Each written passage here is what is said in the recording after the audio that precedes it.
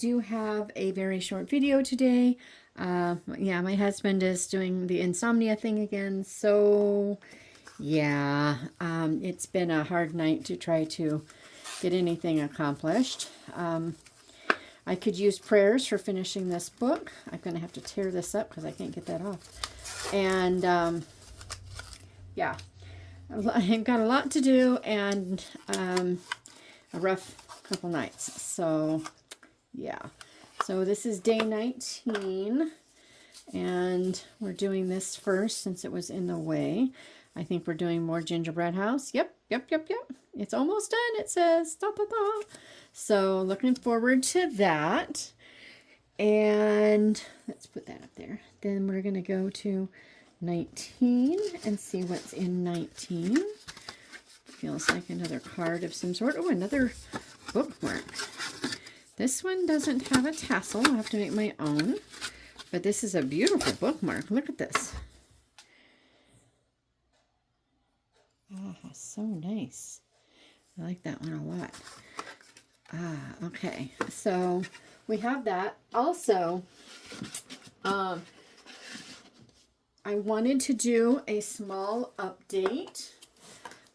So the lovely people at Archer and Olive saw my video when I discovered that my journal was misprinted and reached out, and I didn't even see the email, but they reached out and they sent me a new one and wanted me to know it was coming, and they apologized. And since it had been a public thing that it got shown, see here, we got a new one. That's all still in the plastic. I left it there to prove that it really is a new one. But they were so gracious and they were so kind. They absolutely did not have to do that. And I actually would like to apologize to them because I opened it on the camera and I noticed it. I reacted and I wasn't really thinking. Had I to do it over again, I would not have left that part in. I would have refilmed it because there was absolutely no reason that they needed to be like called out. That wasn't what I was trying to do, but it did kind of work out that way where it was almost like I was calling them out on it, and I wasn't, but I could see how that could come across, and I wasn't upset with them at all, and I love what I did with it. I think it looks fine. But I thought I'd show you an update. I have messed this page up so much that I only put in, I think it was 8 blocks, or was it 9? 8 blocks. I only put in 8 blocks of this biblical studies thing to go with Read Journal Love, Catherine's challenge for the year. So I had to recreate it, and then let me think. June I messed up, totally messed that one up, and then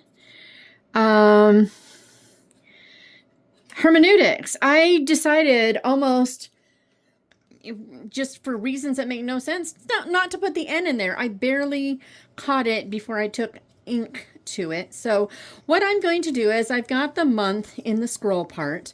And that's that way on both. And then in here, I'll split it half and half, and I'll put the title of the book I read for it for each one. And I think it'll work. It's not optimal. I'm kind of sad that I did that. I want to write challenge down there, and I think I'm going to write some scriptures on the sides. But I had made such a mess of that thing that I just did it over. So I hope the pages close easily enough. I think they are. Oh, nope, see? I don't think it's showing, but see, it bent. So I'm going to have to be very careful when I fold the pages, but that's okay. These things happen. But even though this isn't a book haul, and I'll talk about it more in a book haul soon, I did order my book for the challenge on the hermeneutics.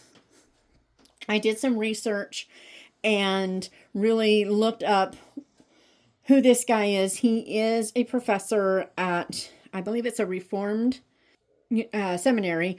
If it's not at a Reformed seminary, he is a Reformed theologian. I'm not sure which way it goes.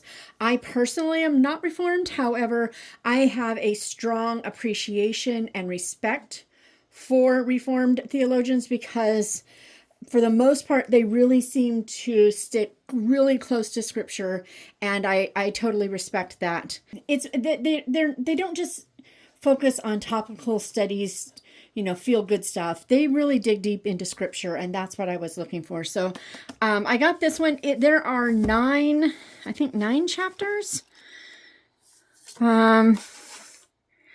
1, 2, 3.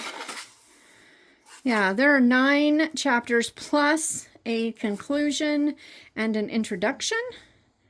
So I think I will probably just read a chapter a day and, start it off in January, but it's going to be a really heavy book, and I want it to be. So anyway, I really recommend, if you've never done any kind of hermeneutical study of any kind, I really recommend Jen Wilkins' Woman of the Word, because it is a great, just brilliantly done book, focusing on how to study scripture, how to look at it in the biblical light. I mean, it's just a really great book, but I've been through it. I want to go through it again, but not yet. I wanted something a little deeper, so I got this one. I hope I like it. Meanwhile, I hope you have a lovely day, and I hope that I can be here tomorrow with the video I'm supposed to have for tonight. I hope I can actually get it recorded. Also, I'm going to put a link in the description to a page where you can go on Facebook and enter the 12 Days of Bookmas giveaways. You can enter all of them, but you just answer a question. That's all you got to do. And you've got until, I think it's Christmas Eve, or at least Christmas Adam, but maybe Christmas Eve to get your entries in. So I'll put a link there so that you can do that. And there's a lot of great books being given away. I know 2 of mine are. And I think Melody Carlson's The Christmas Tree Farm, or The Tree Farm. I think it's just The Tree Farm. I don't know. Maybe it's The Christmas Tree Farm. But there's Melody Carlson's latest book. There is Christmas in the Castle Library, and a bunch more. So I'll put that link in there so you guys can, enjoy some giveaways. And I will see you tomorrow.